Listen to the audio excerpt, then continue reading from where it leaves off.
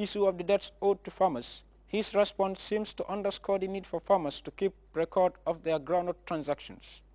We were here last year on 3 occasions, farmers claiming that they have not been paid. And I jolly well remember with my little Mandinka, we asked one of them, where did you sell your nuts? He said, in Temalong. So, you see, this is, the buying of groundnuts has been liberalized. It's not only GGC who is in the field, others are doing it. The GGC finally had its activity report, audited accounts and financial statements adopted, thus joining the long list of public corporations and enterprises that surmounted hurdles a good number of institutions failed to scale. Modou Lamin Cisse, GRTS News. You can also follow that story and other GRTS programs live on our website at www.grts.gm. There you can also monitor GRTS Radio Live. From there we take our first break. The news continues in a moment.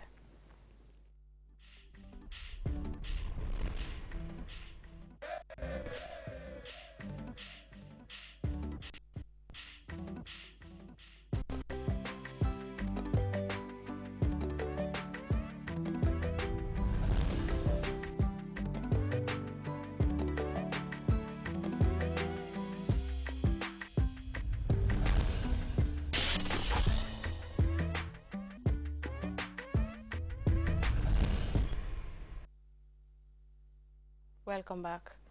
There have been street fighting in the Senegalese capital, Dakar, between police and students venting their anger against the killing of a demonstrator on Tuesday. The United Nations has already raised concern over the excessive use of force by authorities in the West African nation. Meanwhile, Dakar said criticisms directed at it are groundless. For more on the reaction of France as well, let's go with this report. Against tear gas and rubber bullets. There was street fighting in Dakar on Wednesday between Senegalese police and students protesting the killing of a demonstrator on Tuesday. He was run over by a police truck. We must call on the forces of order to stop killing people. We are not animals, we are human beings. The United Nations has already expressed concern about the excessive use of force by the Senegalese authorities and asked for an official investigation. In Paris, the French Foreign Affairs Minister addressed the issue in Parliament. The tension in Senegal is also upsetting its former colonial power. The Constitutional Council validated 14 candidates, including Mr. Wade, but not Youssou N'Dour. This triggered a number of demonstrations, sometimes peaceful, sometimes violent. What did I say? I said we regretted that certain sensibilities were not represented. We even said we would like to see if a change of generations could be organized. The message was heard in Dakar. The Senegalese authorities were quick to respond. Dakar said it received no official notification of the positions taken by France and the US. Washington was first to publicly demand that Abdoulaye Wade step down. The criticisms that were directed at us are groundless, false. These countries must learn to respect us. We are a sovereign country, a free country, which assumes its destiny in a responsible manner. Is Abdoulaye Wade playing with fire, asks the Senegalese press. As protesters speak about a Senegal spring, the president is referring to their discontent as a temper tantrum, a breeze, he says, which will never turn into a hurricane. It is one of the deadliest incidents in the history of football. More than 70 people have been left dead and 100 others injured in post-match clashes in Egypt. Although it seems premature to tell who is behind the violence, some say the attacks have been planned. An immediate investigation has been launched with the head of Egypt's Supreme Military Council vowing that the perpetrators will be brought to book. We have more in this report. 74 people at a football stadium and left hundreds injured was, of course, on all the front pages of Egypt's newspapers. The violence broke out after the home team beat a team from Cairo. It was one of the deadliest incidents in football history. Survivors described scenes of chaos.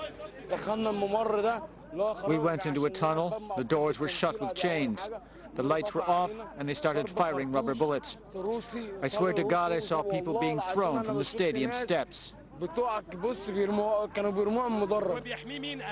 clashes erupted as soon as the referee blew the final whistle. According to witnesses, hundreds of fans of the local team, which had won the match 3-1, ran onto the pitch and threw rocks and bottles at Cairo supporters. The violence spiraled out of control. People were stabbed, some were thrown from stadium seats, some trampled. There was chaos and panic as players and fans ran in all directions to flee. The question Egyptians are asking themselves is how this could have happened. It's difficult to imagine people in Port Said doing something like that after they won 3-1. I doubt they could do something like that. What took place was planned, but we don't know who was behind it. That's a question that the Egyptian authorities are going to try to answer. The head of the ruling military council sent 2 planes to Port Said overnight to evacuate the injured. He also vowed to track down the culprits. An immediate investigation into the violence has been ordered. Based on the results of the investigation, those involved will be tried fairly, and we will ensure that we track down the plotters of this incident. Anger is mounting in Port Said. Some are alleging a plot to inflame nationwide unrest. The Muslim Brotherhood, the most important political force to emerge in post-Mubarak Egypt, has directly blamed the violence on supporters of the toppled dictator. The government held an emergency cabinet session Thursday, and some football officials were sacked. Authorities in the Ivory Coast have started a disarmament campaign in the country's south. Several former fighters have come forward to voluntarily hand over their weapons, but with the hope that they will be provided jobs. The exercise has been undertaken under the supervision of UN peacekeepers, is set to follow suit in Abidjan. We have details of that story in this report. New operation to recover weapons is underway in Abobo, a suburb north of Abidjan, Côte d'Ivoire, which was the center of post-electoral violence last year. Peacekeeping troops are helping to supervise the disarmament campaign. A few dozen former fighters responded to the demand and turned their weapons and ammunition in on a voluntary basis to the authorities. In exchange for handing over their weapons, they hope to get assistance in finding a job. Gbagbo left, and we turned in our weapons. I'm not interested in weapons anymore. We turned in our arms, but when are we going to get something to eat? We need a job, but where is it? The government wants everyone to do this, but in exchange we want to work. We want jobs. This campaign was launched in May of last year, but it remains in its early stages. The commission that undertook the operation is now asking the United Nations for assistance. The response has been low. We would be mistaken to believe that there are no more weapons in Côte d'Ivoire. During the crisis, there were tens of thousands of weapons in circulation. We only recovered a tiny amount. Only 1,086 weapons have been collected. This disarmament drive is supposed to continue in the capital Abidjan and in the western part of the country. One of the goals was to re-establish citizens' confidence and to lower insecurity. We now join the central focus of this for a look at the day's weather report.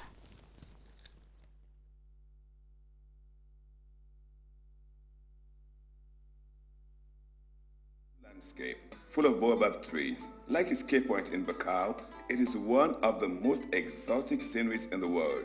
The baobab tree is a symbol of resilience, wisdom, and resourcefulness. For the baobab tree provides good food in times of hunger, rents its bark for medications, and its sap for glue. In the Gambia, there is a company like the baobab tree, 100% African and purely Gambian in all aspects. In know-how, design, value, capital, and management. That company is Elton. Elton, employing hundreds of Gambians and proudly associating itself with development in the Gambia. Elton, side by side with the Gambia.